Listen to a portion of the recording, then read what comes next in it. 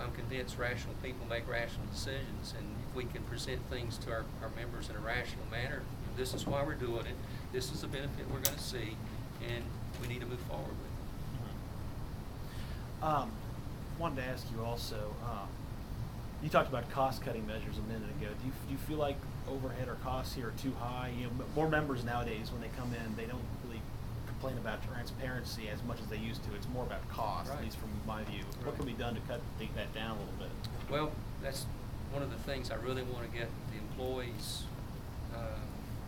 focus on is what can we do to be more efficient, more effective, and ultimately that leads to lower rates. And that's, to me, that's the only piece we have lacking right this second to be the best is our cost. You look at any statistic you want to on service quality, customer satisfaction, we hit it out of the ballpark. If you look at our service reliability, it's excellent. It's the envy of a lot of co-ops, a lot of utilities, investor-owned for that matter, across the country. But we need to work on our costs. You mentioned earlier that you had a confrontation with a member. I'm pretty sure I know the member that you're talking about because I've had issues with him too. But well, the confrontation I had was what he said this morning. I think he's Well, he brought up Vero Beach, and I noticed in the news articles down there that said that there was an issue with their utility rates going up. What was that all about? Would you explain? Just to give you the context of the situation, when I went down there, their rates were about 25% above the competition. And the number one goal they had for me was to change power supply. And so I spent the first 18 months I was down there negotiating power supply deals. We were able to cut, before we were able to implement the new contract, costs actually went up. We were 50% above competition. And the direction again I had was to negotiate a new long-term, and keep that in the back of your mind, a new long-term power supply arrangement.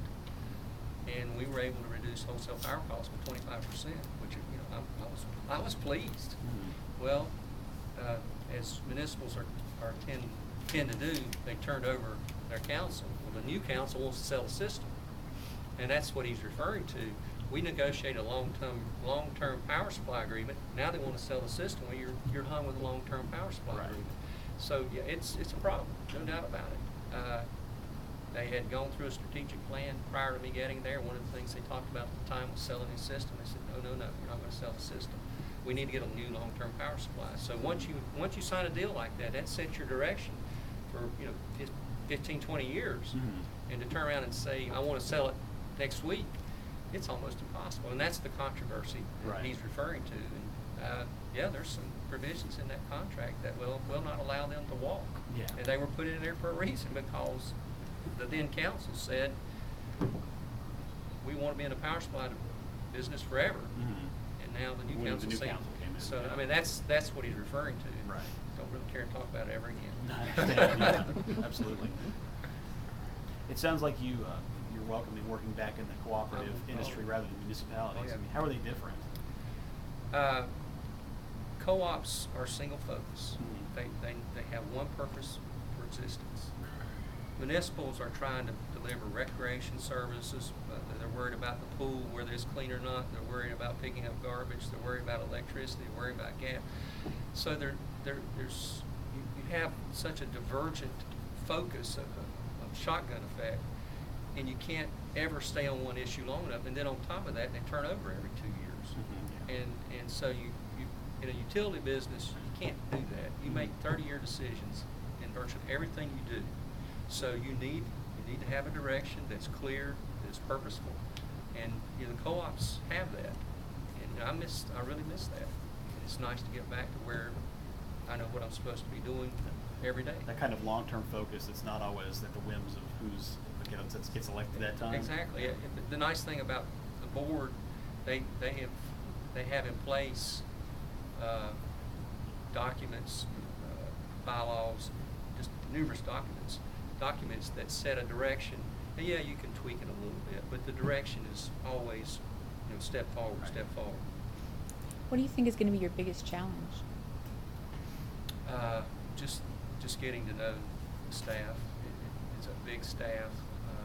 They have the reputation, and best I can tell, can actually demonstrate their abilities to do a lot of things. And it'll be getting to know the staff and where can we move the quickest to accomplish the most. Are you looking into more green energy?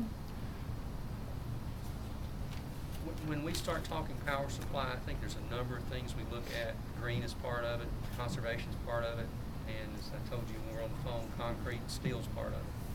So, you know, all those things will be on the table as far as I'm concerned. And we will have a diverse, balanced supply portfolio. You're facing a really daunting task. Do you have any kind of a plan other than getting to meet people on how to restore faith in PEC? I think it's you didn't lose faith overnight. You won't gain it back overnight, and it's an ongoing process. You got to stay vigilant, constant attention.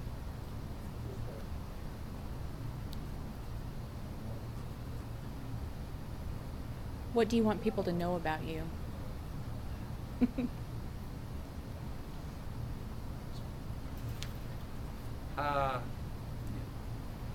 There's not a lot of surprises with me. I mean, I'm pretty open book. What you see is what you get. I value individuals' word to me, vice versa. You ought to be able to depend on what I say, and I certainly should be able to depend on you. So one of my cardinal rules is to never, never, never lie to me. You should expect the same thing to me, from me. So I think you'll get, if you ask a question, I'll either not answer it or tell you the truth, one of the two, okay?